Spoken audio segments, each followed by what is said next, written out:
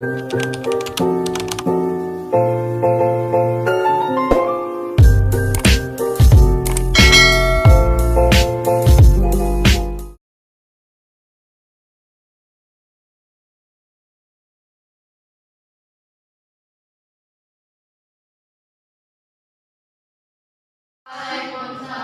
warahmatullahi wabarakatuh.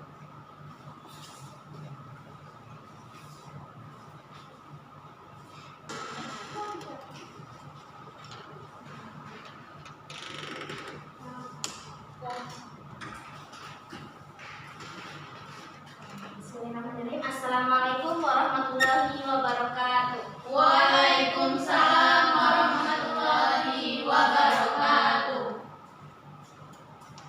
Bagaimana kabarnya hari ini anak-anak? Alhamdulillah luar biasa. Allahu Akbar. Baiklah, sebelum kita membuka pembelajaran pada hari ini, marilah kita buka dengan membaca lafaz basmalah. Bismillahirrahmanirrahim. Sebelumnya, Ibu akan mengabsen kalian. Apakah ada yang nggak hadir hari ini? Ada Bu. Mir. Ada. Siapa yang hadir? Bella. Bola. Keterangannya? Sakit katanya Bu. Sakit apa? Gak tahu. Semoga cepat sembuh ya untuk Bella supaya bisa mengikuti pembelajaran ke minggu depan lagi. Amin. Kepada Siti tentang mungkin bikin doa. Baik, sebelum pembelajaran mari kita berdoa. Berdoa mulai. Berdoa selesai. Baiklah, sekarang karena memasuki semester baru, maka kita mulai dengan judul yang baru, yaitu sekarang kita akan mempelajari mengenai kemunduran umat Islam. Di mana setelah kejayaan umat Islam, yaitu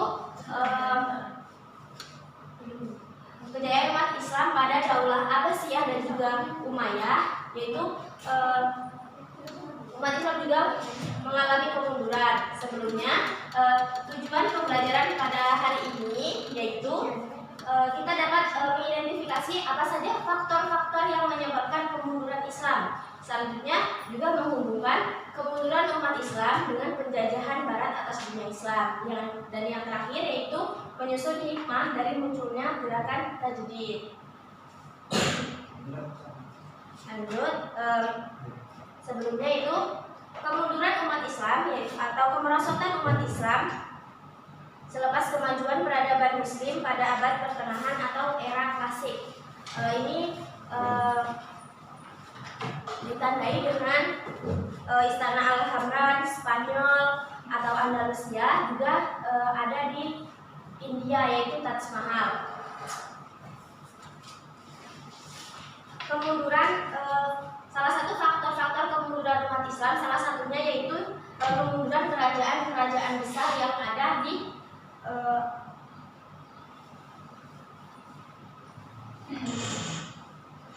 kemunduran umat Islam, yaitu tidak lepas dari runtuhnya kerajaan-kerajaan Islam yang besar di Jazirah Arab. Ini dari dua faktor, yaitu ada faktor internal dan juga faktor eksternal.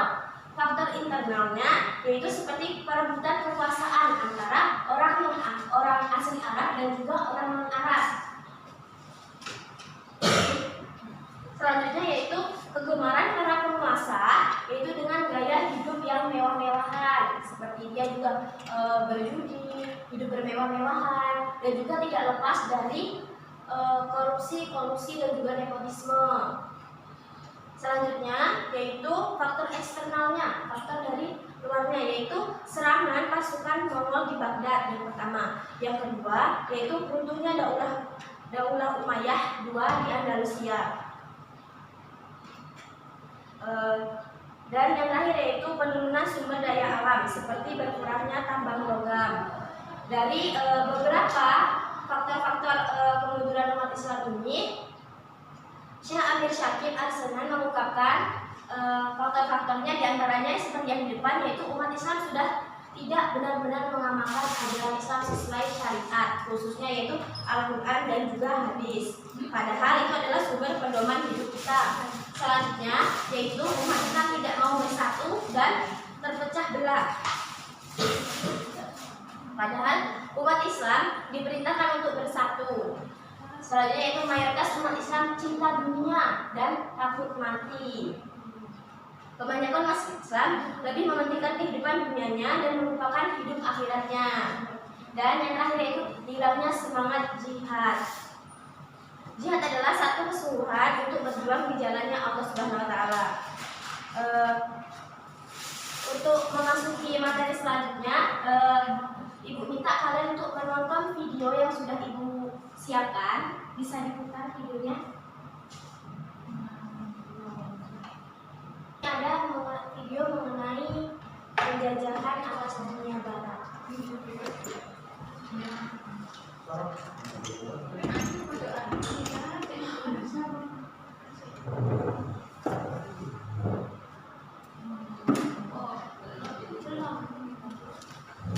Penjajahan bangsa Barat atas dunia Islam.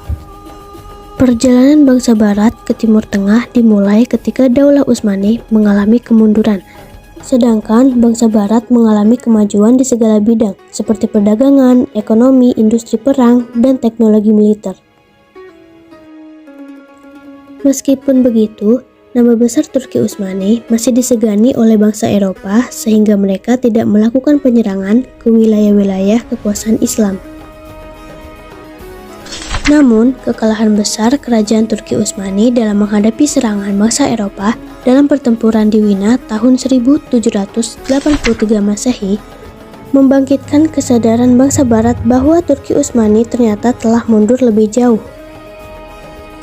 Misi politik untuk menguasai negara Islam digalakkan dengan Divide et Impera, yaitu penjajah dengan segala cara menciptakan pemisah antara kaum bangsawan dan rakyat kecil. Spanyol dan Portugis juga membawa 3 misi, yaitu Gold, Glory, dan Gospel. Ketiga misi inilah yang diteriakkan dalam menaklukkan negara-negara itu. Negara-negara Islam yang pertama kali dikuasai oleh Barat adalah negara Islam di Asia Tenggara dan di anak benua India. Sedangkan negara-negara Islam di Timur Tengah yang masih berada di bawah kekuasaan kerajaan Utsmani baru berhasil ditaklukkan pada masa berikutnya. Munculnya gerakan Tajdid atau pembaruan Islam. Gerakan Tajdid ini disebabkan oleh adanya kontak dengan dunia Barat yang kemudian membuka mata dunia Islam, terutama Turki dan Mesir, akan kemunduran dan kelemahan umat Islam dibandingkan dengan kemajuan dan kekuasaan Barat. Hal ini yang kemudian membuat raja dan pemuka Islam lainnya mulai berpikir dan mencari jalan untuk mengembalikan balance of power yang telah pincang dan membahayakan umat Islam. Menurut Syekh Amir Syakib Arselan, alasan umat Islam mundur dan sulit maju yaitu karena umat Islam tidak benar-benar mengamalkan ajaran Islam sesuai Al-Quran dan hadis. Umat Islam terpecah belah, mayoritas umat Islam cinta dunia, dan hilangnya semangat jihad. Gerakan pembaruan Islam ini untuk mengembalikan sikap dan pandangan hidup umat Islam agar sejalan dengan semangat Al-Quran dan As-Sunnah. Upaya untuk mengajak umat Islam menerapkan ajaran dengan benar. Jadi itu lanjutan materi dari video tersebut, yaitu mengenai penjajahan bangsa Barat atas dunia Islam, di mana kebangkitan bangsa Barat ini dimulai dari semangatnya untuk ingin mengetahui ilmu yang lebih tinggi lagi. Jadi dia belajar ke bangsa Timur. Selanjutnya yaitu dan yang terakhir munculnya gerakan perubahan dalam Islam. Di sini tokohnya yaitu diantaranya Jamaluddin Al-Afghani, Muhammad Abdul dan juga Muhammad Rashid Ridho. Nah, dari penjelasan dan juga video yang sudah ditampilkan tadi, di sini Ibu ada ice breaking, di mana ice breaking ini siapa yang kalah nanti Ibu akan memberi pertanyaan. Nah, sistemnya apabila yang Ibu kasih pertanyaan yang tidak bisa menjawab atau kurang puas di kalian dalam dia menjawab, kalian boleh dan juga meluruskan jawaban yang teman kalian tadi menjawab. Dan siapa yang benar, ibu ada rumputnya. Bisa dimengerti? Boleh berdiri ke depan saja.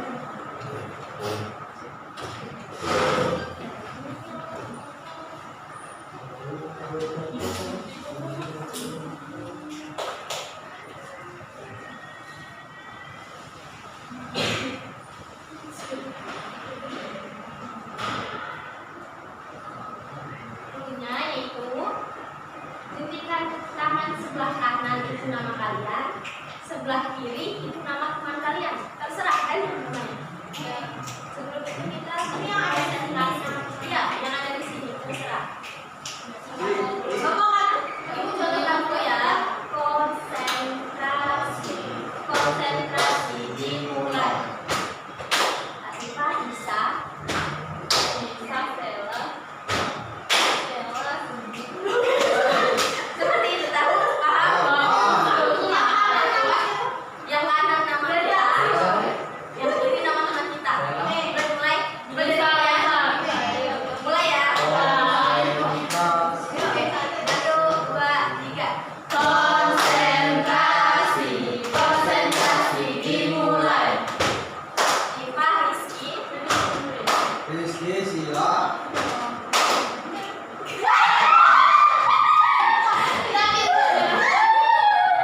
Ibu mau minta satu orang lagi. Sila. Siapa yang mau mulai? Boleh. Ayo. Saya. Ayo. Boleh Rizky ya. Konsentrasi, konsentrasi dimulai. Rizky, lihat Sarah.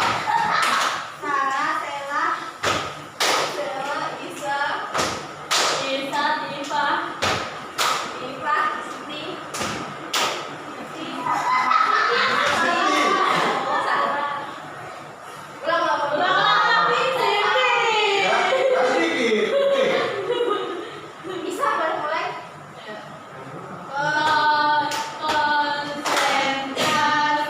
Konsentrasi dimulai. Isa, Rizky. Rizky Sila.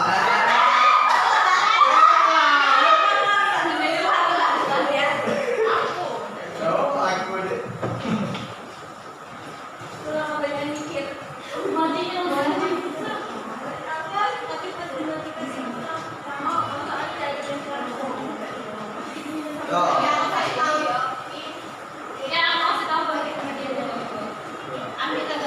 Tadi aku menjelaskan mengenai faktor-faktor kemunduran umat Islam, penjajahan penjajahan bangsa barat atas dunia Islam, yang terakhir yaitu mengenai pembaharuan. Nah, yang ibu mau tanya tadi kan faktor-faktor penyebab kemunduran umat Islam itu ada faktor internal dan juga faktor eksternal. Bisa kalian sebutkan satu saja. Terserah mau itu dari internal maupun eksternalnya. Bayangkan orang Cina itu, Cina. Umat Islam. umat Islam itu cinta dunia. Cinta dunia. Ya, dan sama lagi kurangnya untuk jihad. Semangat untuk berjihad. Oke. Dan istilah Umat tidak bersatu dan tidak umat yang bersatu dan tidak mau persaingan kekuasaan. Persaingan kekuasaan antara orang Arab dan juga orang non-Arab. Jadi cuma 2 orang yang jawab ya, nggak ada yang enggak. saya menjawab. Saya mau menjelaskan karena 2 orang. Iya,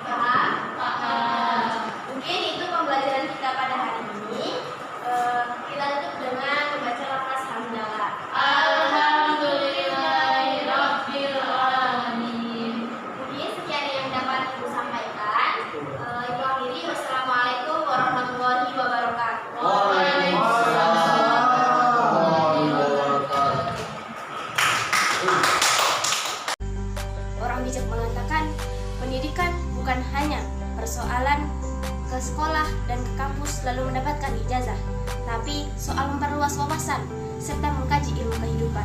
Semoga apa yang saya sampaikan dapat menambah wawasan untuk kita semua. Terima kasih sudah menonton, and see you next video. Wassalamualaikum warahmatullahi wabarakatuh.